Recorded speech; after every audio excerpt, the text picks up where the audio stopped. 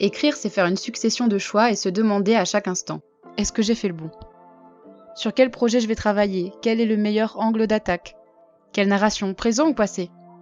Première ou troisième personne? Et par quoi on commence? C'est parfois réaliser que non, on n'a pas fait le bon choix, devoir revenir en arrière sans avoir la certitude que cette fois, on a pris la bonne décision. Douter, encore et encore. Est-ce que cette phrase est vraiment nécessaire? Et ce paragraphe, est-ce qu'il est bien placé? Ce mot, ça ne va pas. Avancer, revenir en arrière, peaufiner ce chapitre encore et encore, et se dire le lendemain, en fait, il sert à rien, je vais le supprimer. C'est changer sans cesse la backstory de tel personnage, l'enrichir, et puis se rendre compte qu'il a vraiment trop de fantômes dans le placard. Réécrire sans cesse, abandonner, tout jeter à la poubelle, se dire que non, jamais on n'arrivera à produire quelque chose digne d'être publié. Pourquoi c'est si compliqué? Prendre un livre, essayer de se noyer dans les mots d'un autre, pourquoi on n'arrive pas à écrire aussi bien?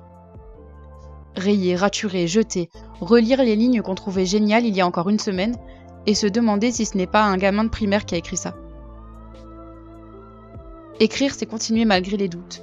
C'est espérer qu'à force d'efforts, on finira par s'améliorer. Il faut bien s'accrocher à quelque chose. Alors on y retourne, on se remet au boulot, on s'assoit à notre table de travail, on aligne les mots, on écoute les questions, on essaie d'y répondre, de faire les meilleurs choix possibles avec les cartes qu'on a en main. Et le doute finit par devenir un compagnon de route, perché au-dessus de notre épaule. Il est là, on le sait, mais on se laisse moins distraire par ses bavardages. En ce moment, je réécris un manuscrit et croyez-moi, le doute est bien là à surveiller la moindre de mes virgules. La semaine dernière, il était tellement présent que je traînais les pieds, je retardais le moment de me mettre au boulot, je procrastinais. Ce matin, j'ai enfilé mon costume de super écrivaine et j'ai affronté le monstre. Et ça n'a pas été facile de rester là, devant mon ordi, quand le petit diable sur mon épaule me hurlait: « Tu n'y arriveras pas. T'as vu tout ce qu'il te reste à faire? Tu es sûr d'avoir pris la bonne décision ?» J'ai fait taire la voix un mot après l'autre. Et peu importe que j'ai pris la bonne décision ou non, si je n'essaie pas, je ne le saurai jamais.